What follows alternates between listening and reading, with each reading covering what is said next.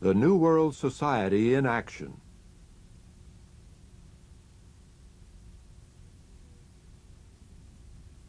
A film produced for you by the Watchtower Bible and Tract Society in Brooklyn, New York.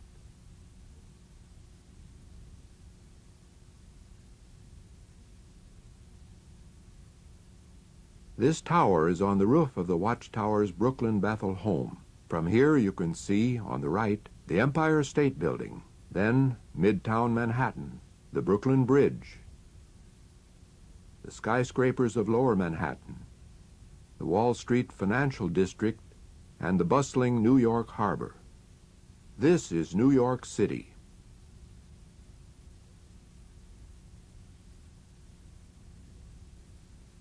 Just across the East River from all this bustle of commerce, at 124 Columbia Heights in Brooklyn, is the Bethel home, the headquarters of the Watchtower Bible and Tract Society, a center of New World action, the building from which the work of Jehovah's Witnesses is directed. Bethel means the house of God, and in this house are the Watchtower's president's office and staff, its editorial department, legal department, treasurer's office, and the studios of the Society's radio station, WBBR. It's in this building that many of the things are written that Jehovah's Witnesses use in their gospel preaching. Visitors are always welcome, and many come to see what is done in this place. Bethel is located on a quiet street in a pleasant neighborhood. The receptionist in the lobby is always glad to greet those who are interested in the Watchtower's activity, and will arrange to show them through the Bethel home. 500 Christian ministers live here. They spend their lives serving you, devoting all their time to publishing the Bibles and Bible literature used worldwide by Jehovah's Witnesses. Taking an elevator to Bethel's 10th floor, we see the president's office, where matters of worldwide importance in gospel preaching activity are handled. At his desk, the Society's president, Brother Knorr, gives his secretary, Brother Henschel, some dictaphone recordings with letters of Christian instruction for the Society's branches. Brother Knorr makes a call, and Brother Henschel, also a director of the Watchtower Society, passes the records to the brother who will type them. All work in harmony and unity, for everyone here is concerned with the advancement of praise to Jehovah's name.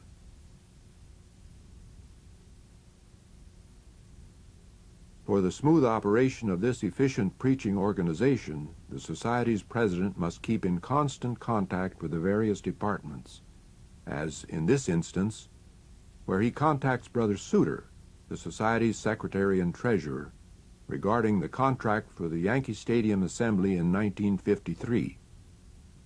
Brother Suter is going to have some clause in it checked by the legal department. Brother Reamer, another Society director, is here countersigning the checks that pay for supplies. Even with very careful buying, the cost of the supplies needed for the millions of publications used by Jehovah's Witnesses every year is very great.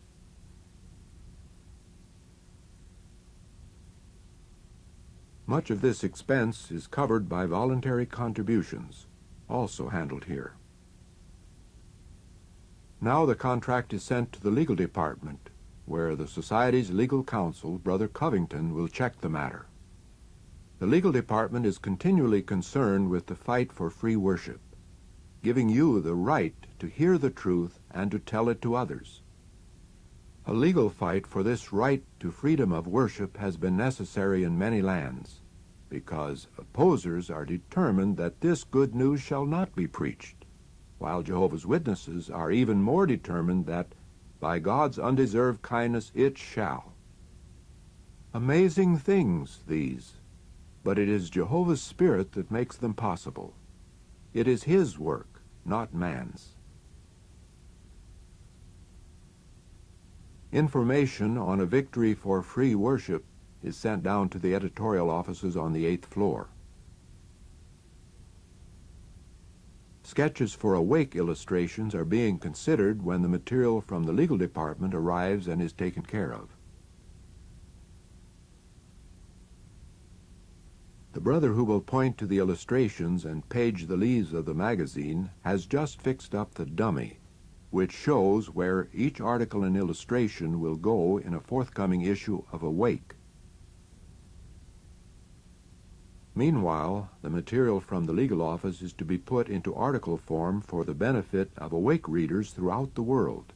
So the news clipping desk's voluminous files of clippings and articles are referred to, and this material is taken to the writing offices by one of the brothers who will prepare the article and submit it for approval.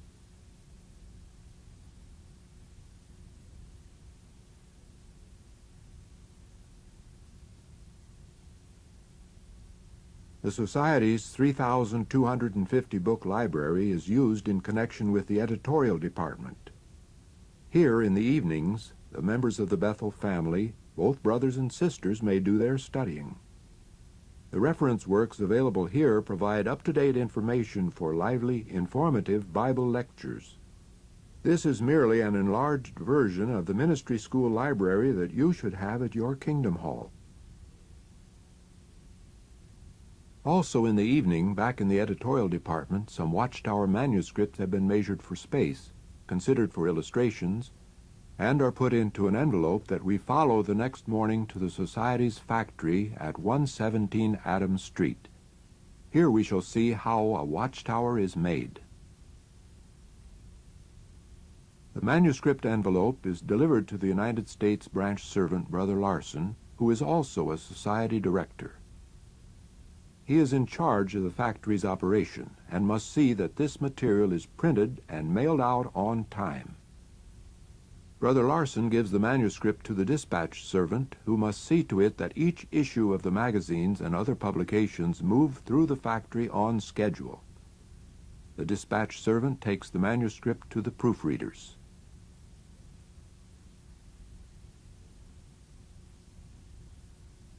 The proofreaders must check to see that the spelling, punctuation, and grammar are perfect. And when they are finished, the material is returned to the dispatch desk and sent on its way to the linotype department on the 7th floor.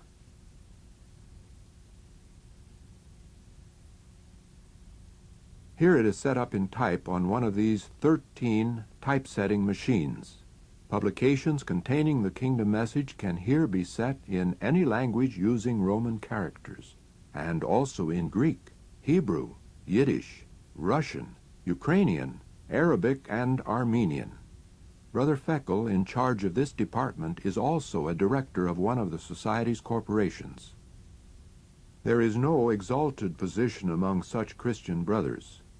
Society directors work here just like anyone else. Brother Feckel is on the extreme left, working on this type that has now been arranged into pages and locked up in metal frames called chases. This type could now be used on small presses, but for the Society's fast rotary presses, a curved metal plate must be made, in the way that we shall now see. First, an impression or mold is made by placing a fiber mat on top of the type. Then some soft blankets. Then all this is put under a hydraulic press that stamps the shape of the type right into the fiber mat. As this is done, a completed mat comes out at the left. The mat is then put into the curved casting box which you see here, and molten metal, made up of antimony, lead, and tin, is poured into the box, where it flows into the impressions that the original flat type made on the now curved mat. While the metal is setting, a curved, molded plate that has already cooled can be taken out of the other casting box. This is done. The mat is taken off, and you can see the surface of the type on the curved metal plate. The high spots that might print black on blank parts of the page are routed off, so that the only thing that remains on the plate is the type printing surface. The plate is now prepared to the proper thickness. then put into the nickel tank where 1.5 thousandths of an inch of nickel makes the plate's surface very hard. The plate is then complete, ready to use, and is put onto a wagon and sent downstairs to the presses. But in order to print, we must first have ink. And here you see Brother Swingle, another society director, who handles the department that makes ink, paste, glue, and press rollers. Another brother shows how the ingredients are mixed and ground on an ink mill until their texture is velvety smooth. About 50 tons of ink are made in a year, both black and colors, at a tremendous saving over its commercial cost. Good work is done by these brothers, for the words printed with this very ink may mean life to their readers.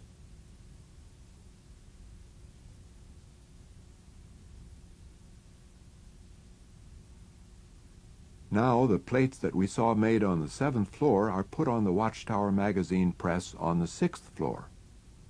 Soon the ink rolls will be moved into place to supply ink to the type, and with the starting of the press we shall have seen the different steps that must be taken with the Watchtower as it goes through the various departments, is set in type, and finally printed. Watchtower circulation has grown from 40,000 40 years ago to 1,825,000 today.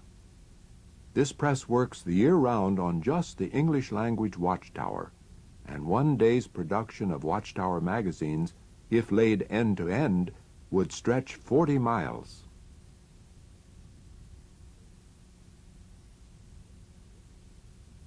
Here is the publication of the New World Society. Jehovah has fed us through its pages, and he will continue to do so.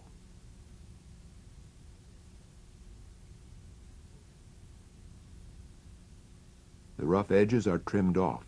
Then these watchtowers will be addressed and mailed. But in order for them to be mailed, we must have subscriptions and orders for the distributors' copies, so we go back to the 9th floor office, where the mail is being distributed to the various desks. In the service department, mail is handed to Brother Sullivan, another society director, who has oversight over this department that handles correspondence with the circuit and district servants, and in general looks after the pioneers and congregations of Jehovah's Witnesses.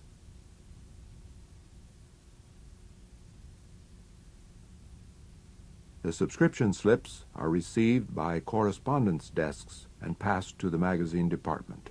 This address will be copied on a graphotype machine, which impresses it into a metal stencil. These small metal address stencils being typed here are used both as the record of the subscription and to stamp the subscriber's address on each of his magazines.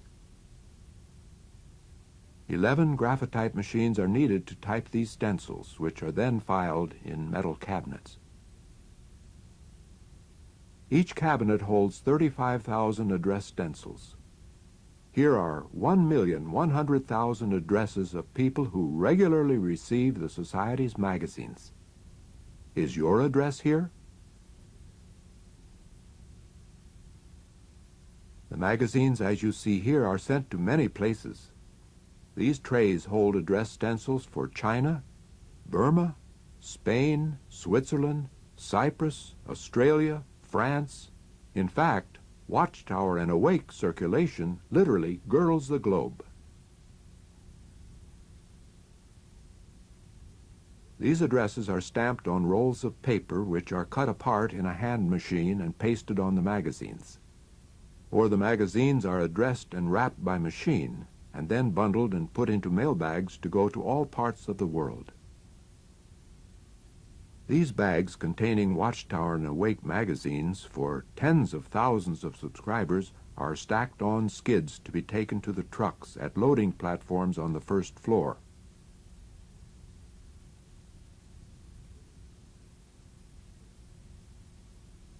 Here books are being readied for delivery to steamship or freight lines, and still riding on the skids or wooden platforms, the bags full of magazines are loaded onto one of the Society's 4 large trucks for delivery to the post office.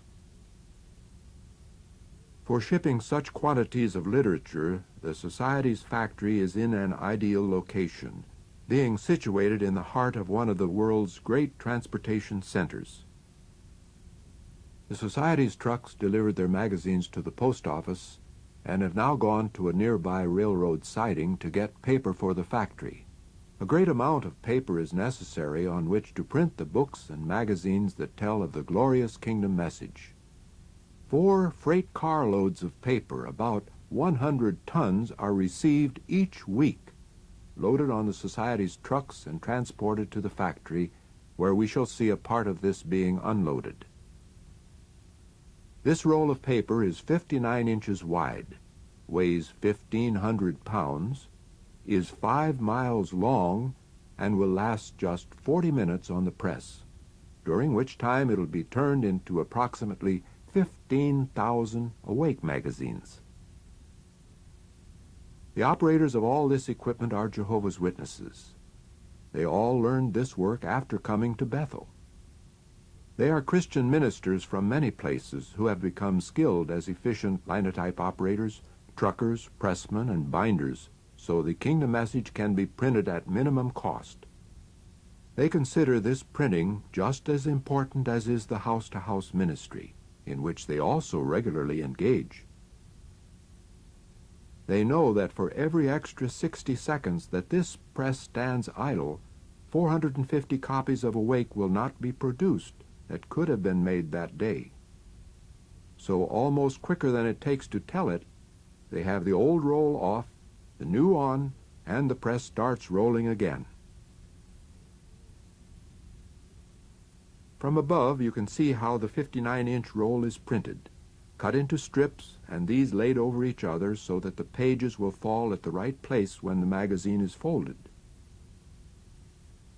Awake now has a circulation of 1,250,000 copies in 13 languages. Issues in 2 languages, English and Spanish, are printed on this press, 2 on other presses in this factory, and the other languages are printed in other lands.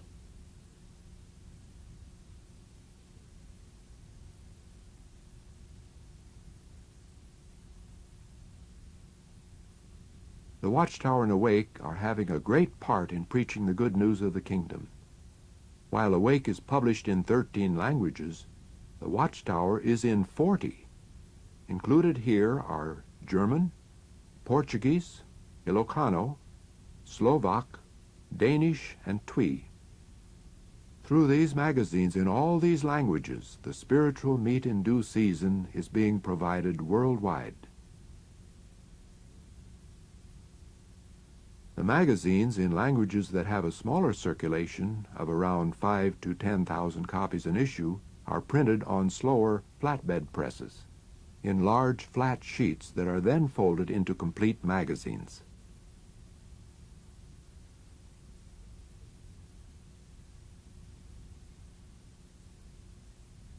Smaller printing is done on job presses, which turn out millions of copies of such things as handbills, tracts, informants, subscription slips, letterheads, and the like.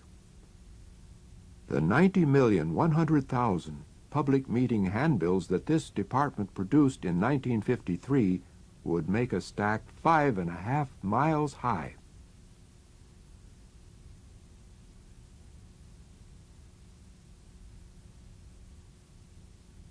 A great portion of the Society's press room, including the part you see here, is used for the printing of the books, booklets, and Bibles. These are printed in 32-page sections called signatures.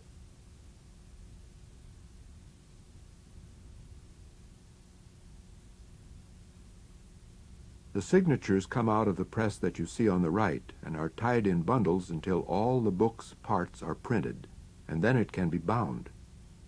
12 of these 32-page book sections must be printed to make 1 copy of New Heavens and a New Earth, 27 for a New World Translation of the Hebrew Scriptures. The bundles of signatures are put on a conveyor that carries them to a circular chute down which they slide 2 stories to the bindery on the 4th floor.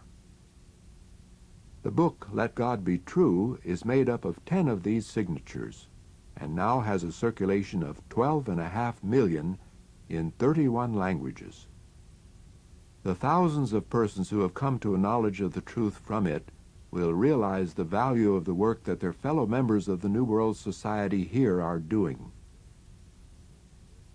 When these pictures were made, the factory was reprinting the book This Means Everlasting Life, which is composed of 10 sections. These are here stacked up behind the gathering machine. This machine has pockets for each of the signatures or sections of the book. Its steel fingers drop one signature at a time on a moving conveyor, adding each succeeding 32-page section until all the parts for the complete book are stacked in order. If it should pick up 2 signatures or miss one, the machine will automatically stop. Then in the sewing department, the signatures are sewed together. Each of these 9 machines will sew up to 4,000 books a day.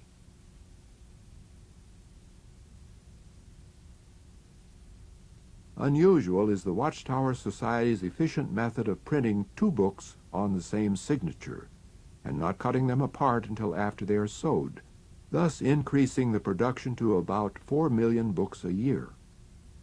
After being cut apart, the books are put into a rotary trimmer, where the rough edges can be trimmed off of 10 million pages a day.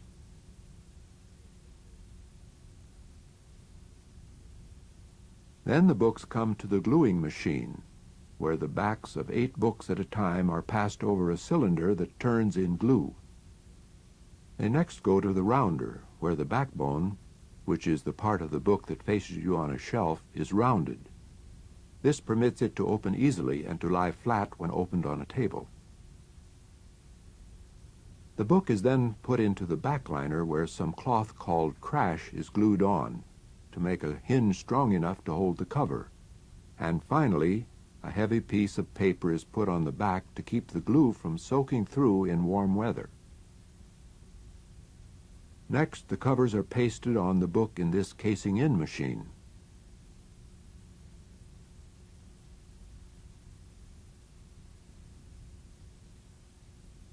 The covers were made in the casemaker. It glues hard boards on a long strip of cover material and cuts and folds these into the completed covers that come out of the right end of the machine. With this one operation, the covers are complete, except that they do not yet have the title on them. The covers are taken from the casemaker to the embosser, where the title of the book is stamped into the covers with gold foil.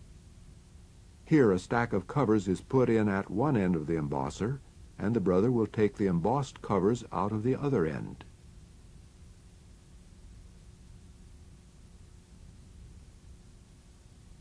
Back now to the casing-in machine, where these covers are being put on the books. From here the books go to the standing presses, where they are stacked between boards to be held under pressure for 6 to 8 hours, until the paste that holds the cover on is thoroughly dried.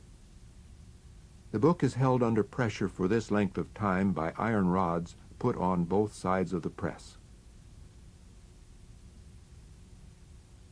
After the books are thoroughly dry, they're inspected, then packed directly into cartons.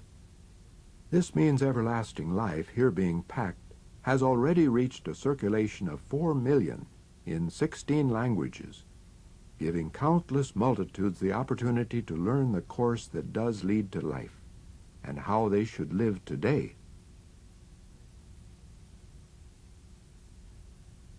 After being packed into cartons, the books go down to the shipping department on the second floor, where orders are filled for all parts of the world. In an average month, nearly 10,000 cartons of Bible literature weighing some 400,000 pounds will be shipped from here, in addition to thousands of smaller parcel post packages and local shipments. Shipping is a major item, for to some places it costs as much as $2.60 to send one of these cartons of 60-bound books. The Society's factory, however, being within sight of Earth's busiest port, is in the best location in the world for such shipping. Why is all this shipping necessary? because of your activity in the New World Society.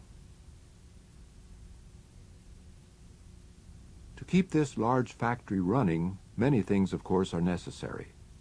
The brothers who work in the machine and the electrical shops give good care to the expensive machinery that must be used in such extensive printing, and this care gives it a long life.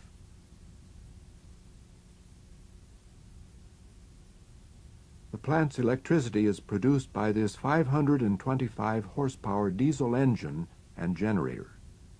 Its power runs all the equipment you have seen in this building, and from the factory's lobby, visitors can view this final example of how, here, everything possible is done to save on expenses, even to the point of producing the plant's own electricity. As these visitors transact their business with the society, we note that it is now supper time, and the brothers who have been working hard all day are leaving the factory, which is situated in a very prominent place in Brooklyn, and are walking the few blocks to the Bethel home. We are glad that we had the opportunity of visiting this place and of seeing how the publications that brought us the truth are produced, and how our brothers work diligently to provide this literature for us. As we walk toward Bethel, we find that these brothers often hurry, looking forward to their evening meal and to study or service that evening.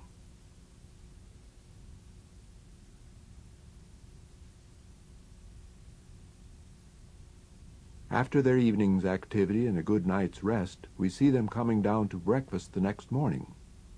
At the breakfast table, in a procedure followed by all the Bethel families throughout the world, they first enjoy the spiritual food of the daily scripture text and comments, which are discussed for 15 to 20 minutes each morning. After this, one member of the family represents them in prayer, and then they have their breakfast. Preparing some 1,500 meals a day for this family of 500 persons is a big job, and food is a major item. However, its cost is kept to a minimum by having much of it raised by brothers who work on the Society's several farms.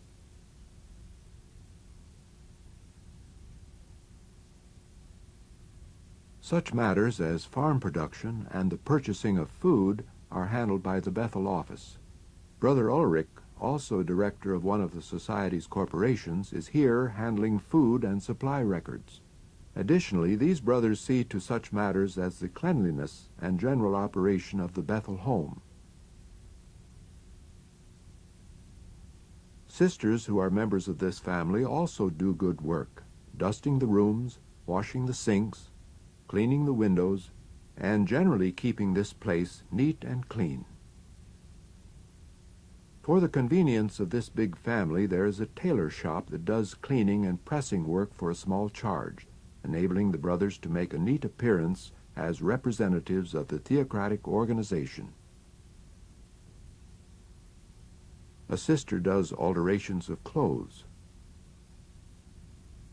A brother takes care of the hairdressing and barbering. And other brothers do shoe repairs for the Bethel family, repairing about 75 pairs of shoes each week.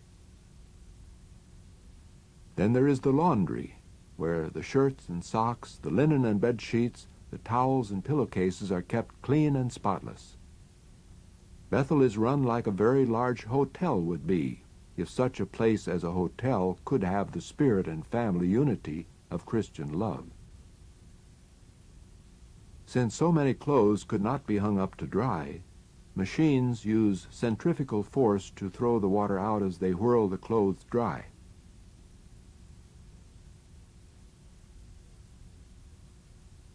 The sheets, pillowcases, towels, and other things are ironed on large machines, put in proper order, and sent to the supply rooms for use on the various floors. All is efficient, nothing is wasted. Having this equipment enables more work to be done, and money actually is saved. How would you, for instance, like to iron 1,500 shirts a week? Or perhaps darn the socks and repair the clothes for 500 of your Christian brothers? Yes, all these things and many more must be done so that this family may most efficiently serve their brothers throughout the world, aiding in the praise of Jehovah's name. As the day goes on, we find that appetites increase, and the noon meal that the cooks have been working on all morning must be served. At mealtimes, the entire home and factory close down so that all the brothers may eat together. The kitchen is well equipped, even having its own bakery which produces 400 loaves of bread a week and prepares excellent pastry. Good, wholesome food is prepared, for the Bethel family works hard and has a healthy appetite.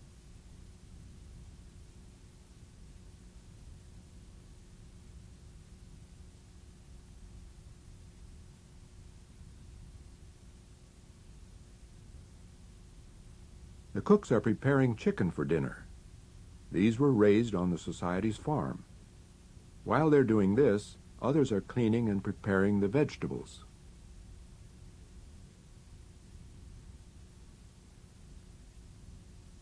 Also in the Bethel home is another instrument used in the gospel preaching, the studios of the Society's radio station, WBBR. The announcer introduces a program, signals the control room, and this Bible study group is now on the air, studying, for the benefit of the radio audience, the book New Heavens and a New Earth. Similar studies are put on throughout the week. The broadcasting transmitter which we shall visit is about 25 miles away at the Society's property on Staten Island. Many persons have heard the kingdom message and have come to a knowledge of the truth as a result of this station's broadcasts and the work of the brothers who operate it. The voices from Brooklyn go through the broadcasting equipment here and are thrown out over the air with 5,000 watts power to serve a tremendous audience of some 15.5 million people with the good news that God's kingdom is for man's benefit.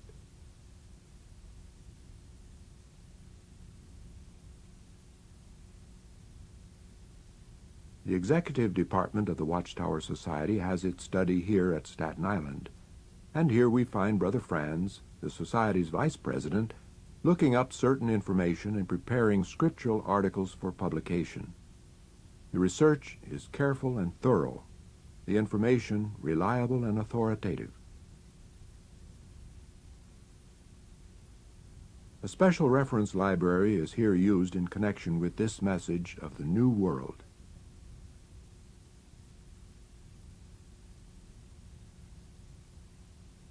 So we leave WBBR's 411-foot-high transmission towers at Staten Island, towers whose invisible waves carry a message of life, and return to Bethel, where a Watchtower organ broadcast is originating. This auditorium studio is also used as a Kingdom Hall, and just before the great Yankee Stadium assembly in 1953, it was the scene of a meeting of Watchtower branch servants from the four corners of the globe. Branch servants from 65 lands and representatives from even other countries presented problems encountered in missionary work, and these were ironed out by the Society's president.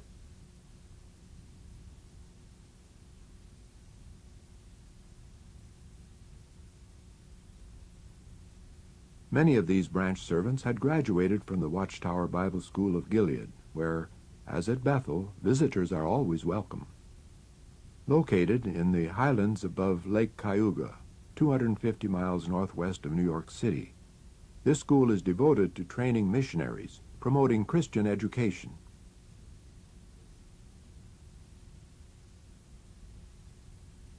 The day at Gilead, as at all of the Watchtower's homes, begins with the students and the farm family assembling in the dining room for consideration of the daily scripture text.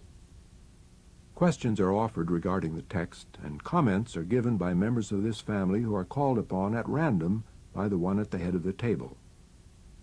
Thus, the minds of all are alerted, since all must be on their toes, prepared to answer. Others may then volunteer comments, and the matter is summed up by reading what the yearbook says about the text.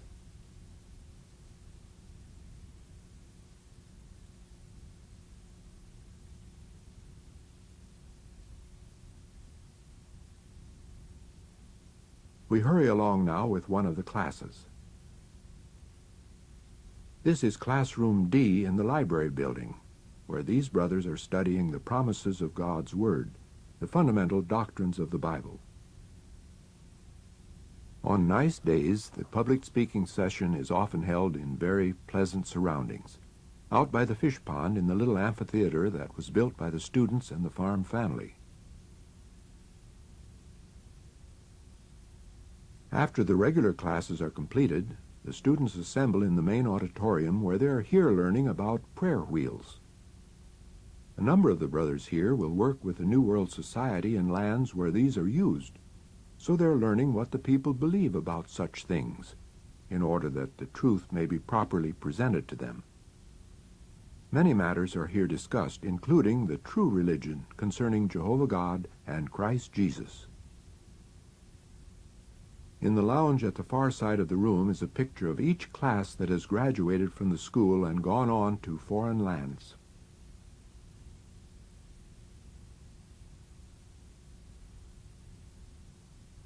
After their classes are over, the students are not yet through for the day.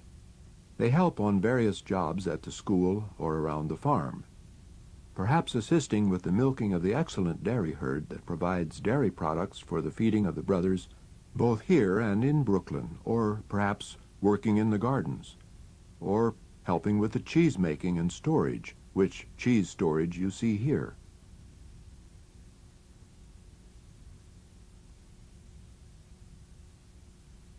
These Christian ministers are busy people. In the evenings they must still study their lessons, do research, and prepare their discourses. In this, the 9,000-volume library is of great value. The wisdom and knowledge available here are spread around the world as these brothers go to missionary assignments in all parts of the globe. Thus, another busy day ends for the Kingdom Farm family and the students of Gilead's 21st class, who had studied diligently. Shortly before their graduation at the great Yankee Stadium Assembly of Jehovah's Witnesses in 1953.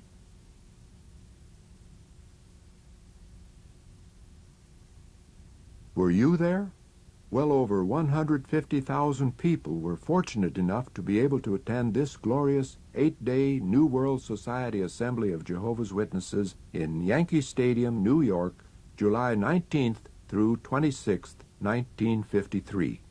From the world around they came, from more than 90 lands, and ahead of them they had sent their greetings, which were depicted in vivid colors on these large banners, all the way around both levels of the inside of the stadium. From Norway and Mexico and Argentina, happy people had come. From the world's four corners they had gathered to consider God's Word and to declare themselves for His new world. Our Christian brothers from many lands had assembled in this one place without controversy, with none of the quarreling and greed of the old world.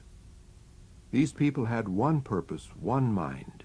They were people of all races and colors, formerly of all creeds, from all nations and kindreds and tongues, but united in service to Jehovah, in the bond of love and Christian brotherhood.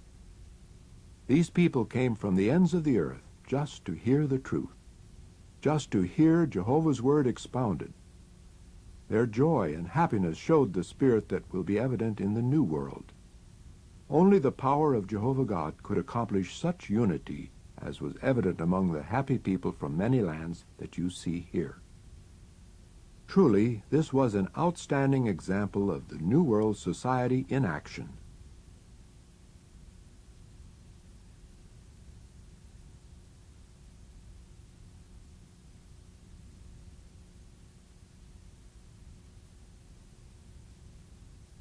What did they see and do here? The program, outlined in this attractive booklet, showed that the first day would include the graduation of the 21st class of Gilead, the one that we just visited. The sky was clear, the sun was bright, anticipation was high. Attention was immediately grasped by the beauty of the platform, so excellently arranged on what was normally a baseball playing field.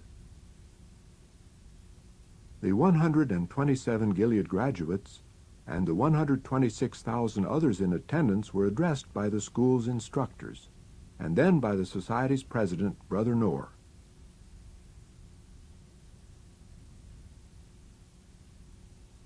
One of the most stirring sights of the graduation was when all the graduates of former classes who were in the audience were asked to stand. These were faithful ministers who had participated in the growth of the New World Society in their area, sometimes from a small handful to many thousands during the less than 11 years since Gilead's first class had begun.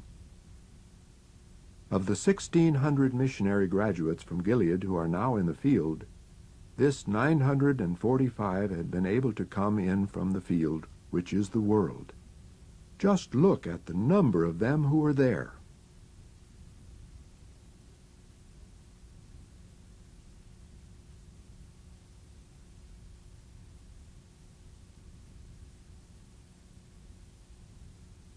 This fine example of faithfulness in their assignment was set before the graduating 21st class, here seated on the field at each end of the wide platform.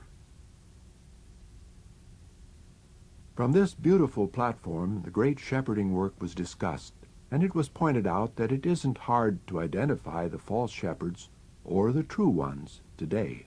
Brother Franz, the Society's vice president, admonished the graduates to fully accomplish their ministry and to show Christian love in their assignments. After receiving this good admonition, the students filed up to receive their assignments and their diplomas, and to learn where they would be sent in the world to continue their ministerial activity. Brother Schroeder, the registrar of Gilead, assisted Brother Knorr in issuing the diplomas to students from 28 lands, who would go to 44 countries, to Europe and Africa, Asia and Latin America, and Jehovah's rich blessing would be with them. Indeed, it was a joyful time, full of keen anticipation of marvelous blessings in the service of the Creator. In the evening, the students told of life at Gilead, and entertained with a pleasant program of songs from their native lands. The first day ended, and the next came.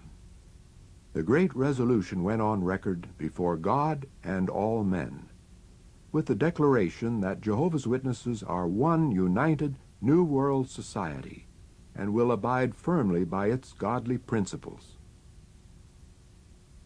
The new witnessing aid, Make Sure of All Things, was released to a most enthusiastic audience, and Yankee Stadium was the scene of great rejoicing as Jehovah's Witnesses determined to use this new aid zealously in all their ministry. The audience's enthusiasm is manifest in these happy faces.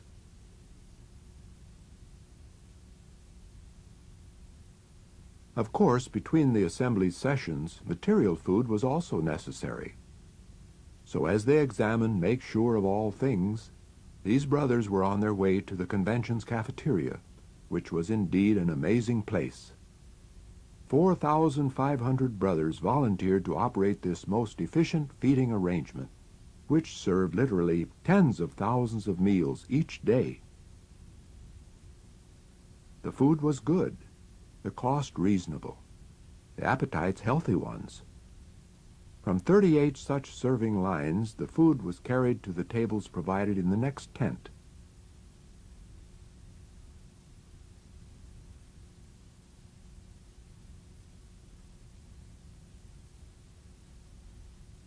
The brothers in the large and efficient kitchen worked hard to get everything ready on time. And after eating in the cafeteria, the conventioneers returned to the stadium for more spiritual food.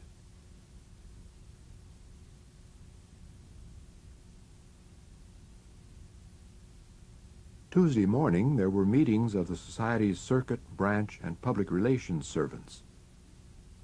And in the afternoon, Brother Knorr released Preach the Word, a 32-page booklet containing the kingdom message in 30 languages, so that any Christian minister could witness in any major tongue.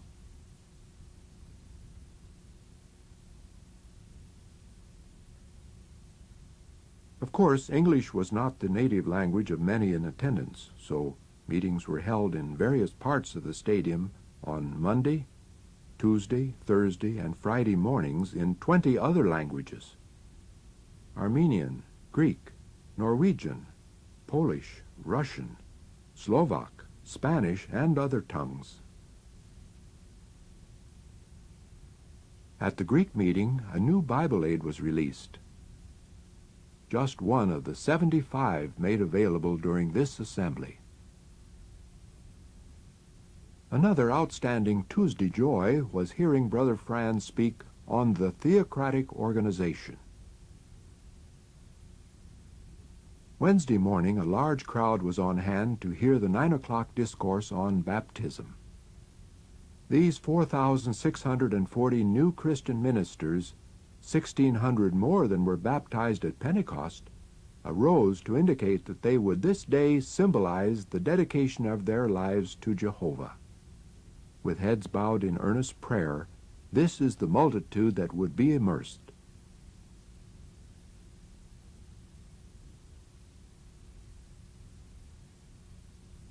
In an orderly manner, appropriate for members of the New World Society, the immersion candidates walked out to the sidewalk to board the special buses that operated a constant shuttle service to the immersion pool. Baptism is an important act for the Christian, and one must be completely dipped under the water, just as Jesus was immersed in the Jordan River. These people have studied God's Word, accepted the truth, and now want to prove their appreciation by obeying Jehovah's instructions and dedicating their lives to Him. Such a baptism indeed amazed the neighborhood. Of special interest to those watching was the non-nationalistic aspect of this spectacle. Persons of many national backgrounds were represented. Many of the amazed onlookers watched from their rooftops and fire escapes, and noted the great difference in age of those baptized, thus seeing that true religion draws youths as well as older men.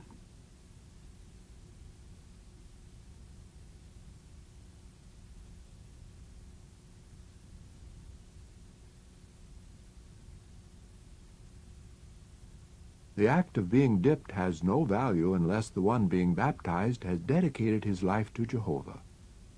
But when he has made that dedication, he should be immersed as an outward symbol that this dedication has been made. Of those immersed, 1,861 were men, 2,779 were women. Another outstanding assembly provision was the New World Society Trailer City, 40 miles away near Dunellen, New Jersey.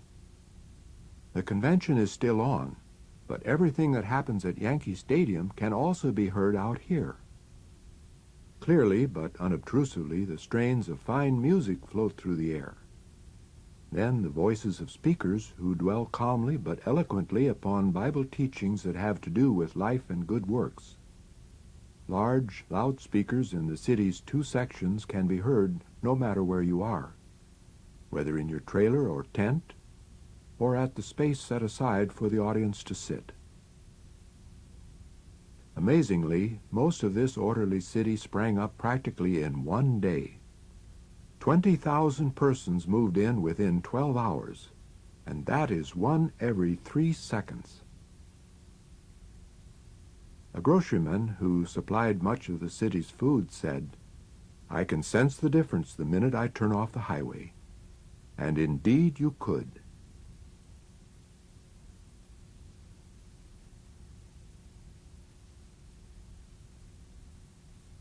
All necessary facilities were provided. The city was operated entirely by volunteers, and it even had its own fire department, which was used mainly to water down the streets.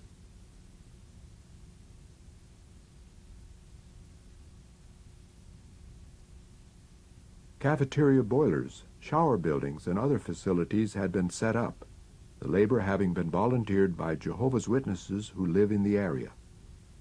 Yes, many things were needed. In this tent, even a well-staffed first aid department was at hand to take care of any difficulties or illnesses.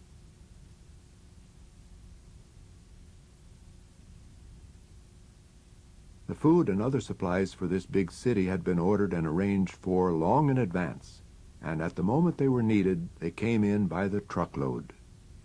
Good planning made everything available at just the right time. Here are some of the trucks that were in Trailer City at one time.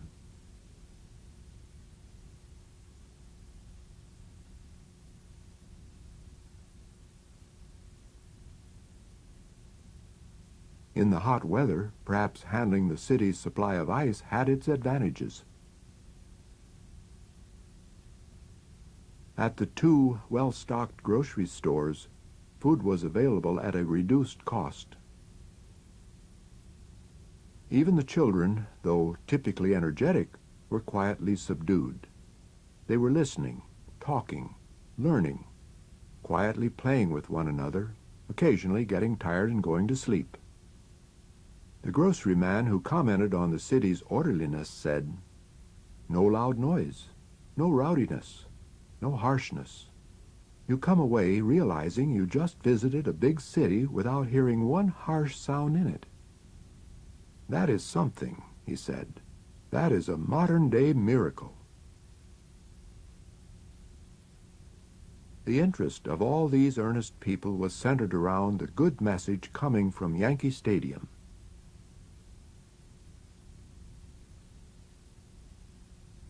Indeed, this Christian gathering produced some city. Built to last just a little more than a week, it gives some idea of what Jehovah's Witnesses can do after Armageddon, being able to live almost anywhere, to move from one section to another, or to assemble in small groups. They built and operated the entire city, harvesting the wheat that had stood on this land, laying out the streets, putting in the plumbing, the kitchens, taking care of any who were sick. As Isaiah 32:18 puts it, these people abode in a peaceable habitation, in safe dwellings, and in quiet resting places. Among these Christians, policemen were unnecessary. Only traffic directors were needed, and even these were Jehovah's Witnesses. At a speed of 120 miles an hour, we're flying by this outstanding example of the New World Society in action. That 45,000 people could dwell together in such a city in unity, with no wrangling or fighting, nor any need of force to keep the peace, can be accomplished only when Jehovah's Spirit is backing them up, as it is doing here. And so we return the 40 miles to Yankee Stadium, where the program continues. Again, the stadium is packed to capacity to hear the Watchtower's president speak on "Walk in the name of Jehovah our God forever." He showed the shortcomings of the New Revised Standard Version Bible, its omission of the name Jehovah, and the importance of that name.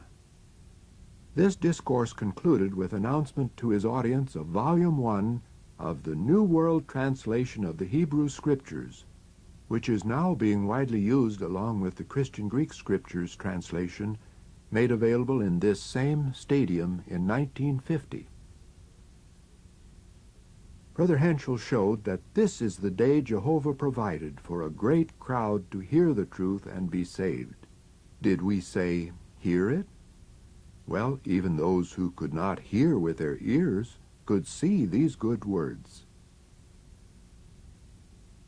In Brother Covington's long-to-be-remembered discourse, he likened his vast audience to lawyers who are teaching God's law to men of good will, faithful ministers who stick to their territory.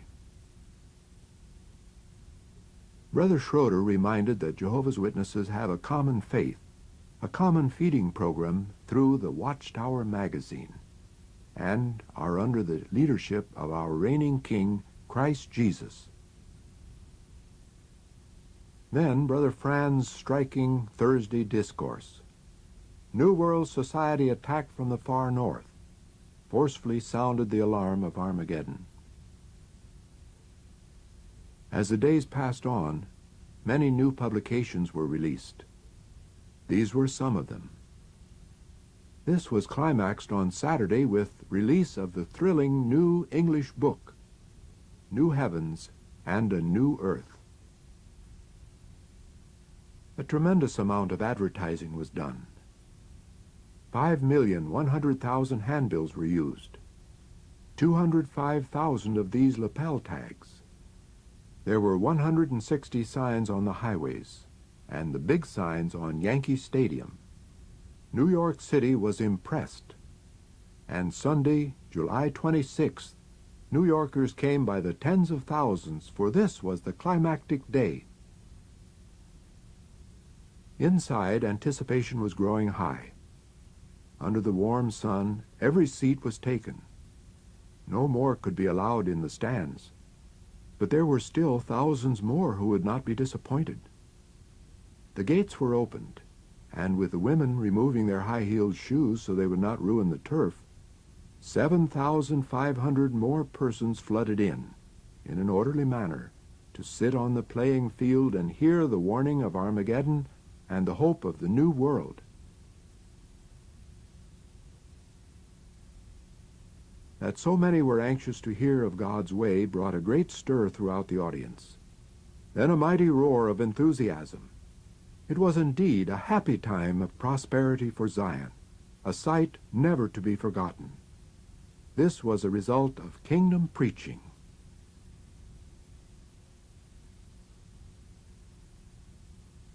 "4 o'clock came and the speech began. 91,562 persons were in the stadium. 74,267 more listened from the surrounding tents and from Trailer City, making a total of more than 165,000, and an unnumbered multitude listened over radio station WBBR. Brother Knorr appealed solely to sober judgment. To his attentive audience he explained, "Armageddon will be the worst thing to hit the earth within the history of man. God's new world will be the best thing ever to come to distressed mankind and will never pass away. The new world's King, Christ Jesus, will provide a home worthy of his family, a paradise of health and life." This privileged audience heard scriptural proof of these divine promises, and you can read it for yourself in the printed copy of this inspiring talk, this booklet, After Armageddon, God's New World. A great multitude had here spent 8 days in New World living, yet they were still to see much more. During the 3 days following the assembly, more than 15,000 of these brothers visited the Society's Brooklyn plant, the place where the message of the New World is printed and sent to all parts of the earth. Quite extensive construction is underway near the factory for a highway, park, and civic center, and in this reconstructed area, this factory will make a good appearance for the New World Society.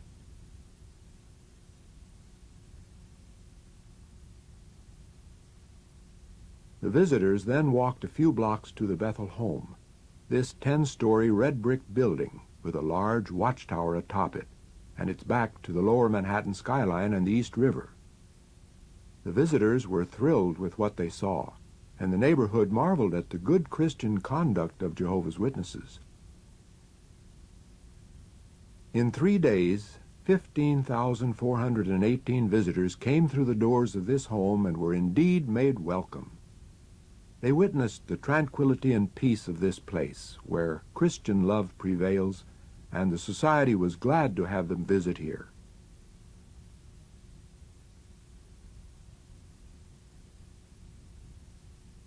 This is the lounge on the first floor. The stairway leads up to WBBR's observation room. Visitors are generally ushered to this lounge to see someone at Bethel.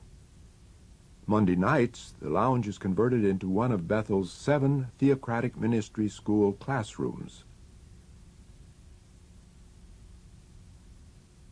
In the Society's library, members of the Bethel family can do their studying and prepare their talks. Here are Bible concordances, dictionaries, commentaries, various translations, and other books on many subjects.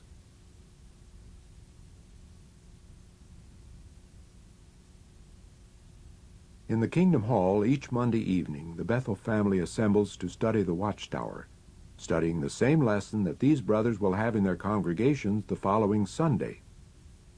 Even on as hot an evening as this one was, the Bethel family appreciates the importance of this study, for they know that this spiritual food gives one strength, and that all who are interested in serving Jehovah must follow the scriptural instruction to not forsake the gathering of ourselves together.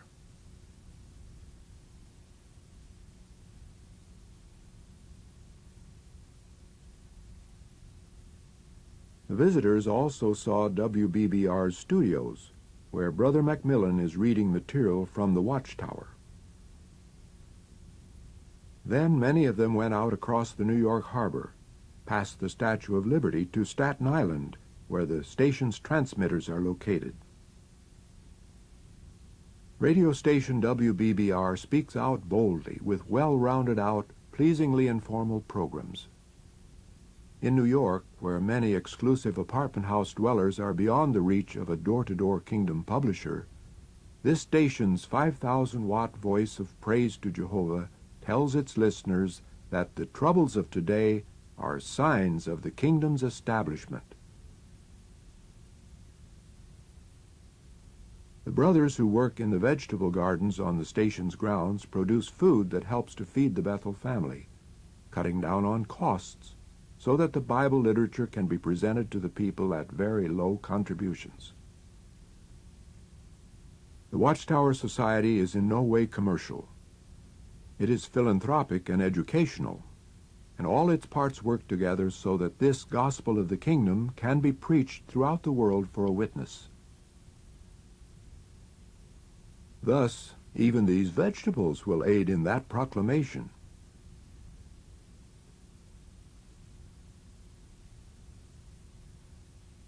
Many brothers returned home by way of the Watchtower Bible School of Gilead and marveled at the campus that has there been developed. It isn't elaborate, but just shows what can be done when a few brothers want to beautify a place. Members of the farm family and Gilead students have added improvements and have created what many visitors have described as a sample of the peaceful tranquility of the new world. What a joy that new world will be, with all who are living praising Jehovah, with the spirit of peace and Christian brotherhood extending to all men wherever they live, with Eden's blessings restored to earth. Then, as the psalmist long ago promised, the earth will indeed yield its full increase.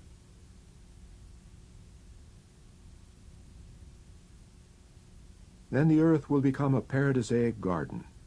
The great Creator, the Almighty Jehovah, has promised just such a thing, and the promise is sure, for He is the maker of the heavens and the earth.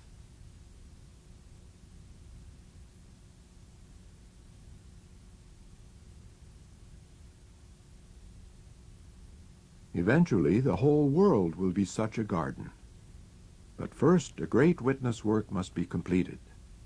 So by all the means of transportation they had used to come to this New World Society assembly, by seaway, railway, airway, and highway, Jehovah's Witnesses returned to their home territories, to there awaken many more men of goodwill to the old world's end and the blessings of the new.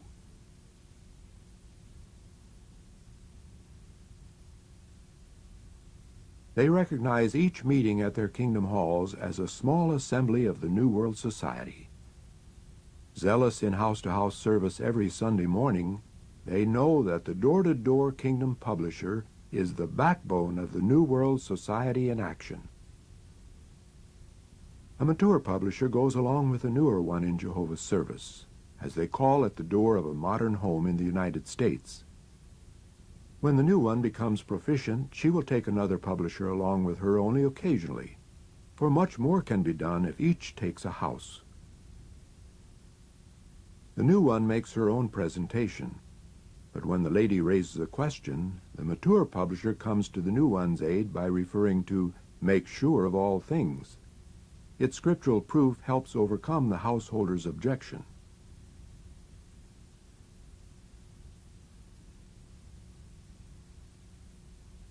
Another group of New World Society representatives finds a man working in his yard and encounters a certain difficulty. Oh, he can't understand English. Well, that's all right. We have the kingdom message in his language too. He can read it right here in the new booklet, Preach the Word. It will present the hope for life. You see, this work isn't just of one nation, or one nationality, or one people.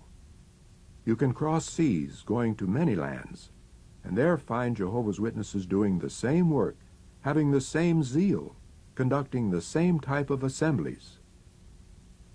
This, for example, is Wembley Stadium in London, where this August 1951 assembly proved a dynamic stimulus to the practice of pure worship. 36,000 persons here heard the lecture, "Will Religion Meet the World Crisis?" These are some of the happy people who attended this 5-day Christian gathering. This is Frankfurt, Germany, and these are people that Hitler was going to destroy. Yet at this assembly in 1951, 47,000 were in attendance, and 2,373 were baptized. Their faith shows none of the apathy of so many of today's churchgoers. Apathy doesn't carry you through years of Nazi concentration camps, or make you stand firm in communist lands, or allow you to risk jail, as many from Germany's eastern zone did to attend this assembly.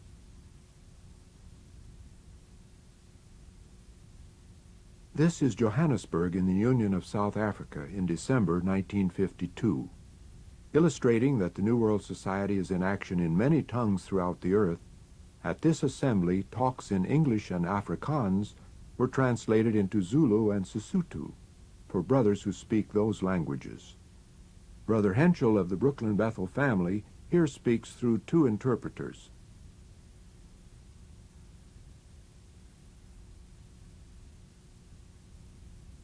Despite rain, shelter was found in the stands, and even when these brothers had to stand outside for as long as an hour waiting for food, never was a word of complaint heard from them.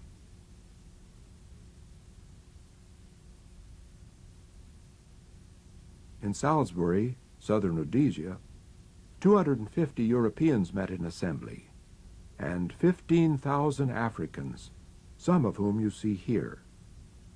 There were no great stadiums here, so the multitudes, reminding us of those who came to isolated places to hear Jesus, gathered out in the open under clear skies to listen to the message. That people from many different tribes and all parts of the land could meet with no fighting or bloodshed amazed the Africans, the police, and the Europeans. It was taken for granted, however, by the Christians who were in attendance. These witnesses of Jehovah, your Christian brothers, know what they believe, can prove it from the Scriptures, are zealous in their activity, and considered it well worth the effort to come and hear the good message.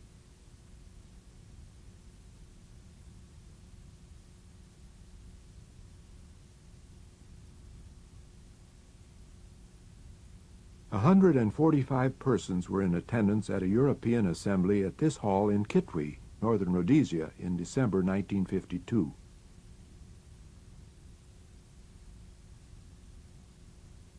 And at the African assembly at Kitwe, an amazing 20,000 were in attendance. Here again, in the heart of Africa, there was no stadium, but that didn't stand in the way of these energetic witnesses for Jehovah. They cut enough material from nearby forests to make benches for more than 18,000 people, a quarter of the seating capacity of New York's famed Yankee Stadium. Yet this was not in one of the world's great cities, but in a clearing in Central Africa. How could so many people be accommodated? to sleep 8,000 of the conventioneers, the brothers cut many thousands of poles, 30,000 bundles of grass, and built 17 of these sleeping shelters that radiated out from the seating area like great spokes of a wheel. Some of these were 700 feet in length.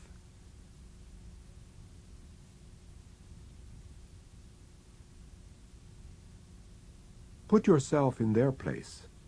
Some of these people rode bicycles for 2 weeks, traveling more than 500 miles each way. Others walked 4 days through an area of wild beasts, then traveled 2 more by primitive bus to reach this assembly. All of Jehovah's Witnesses should have such zeal for assemblies.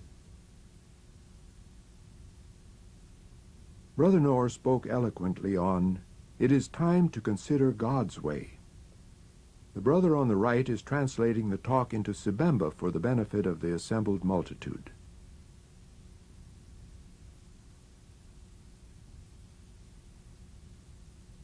Another never-to-be-forgotten part of this assembly was the singing of powerful hymns of praise to Jehovah. A choir of 1,010 led 18,000 voices. These hymns, composed in the native languages by African brothers and sung with genuine zeal for Jehovah, left visitors with tingling spines and with tears of joy in their eyes.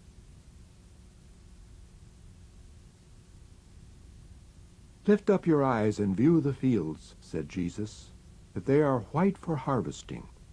Today the harvest is great. The restoration of true worship expands to the ends of the earth. The New World Society is indeed in action. You can participate and have the zeal of all these people you have seen by associating with Jehovah's Witnesses and the Watchtower Society, through whom Jehovah has provided you with this New World message. So, since it means your very life, take as your everlasting determination the psalmist's vow, 'Every day will I bless you, and I will praise your name forever and ever.'"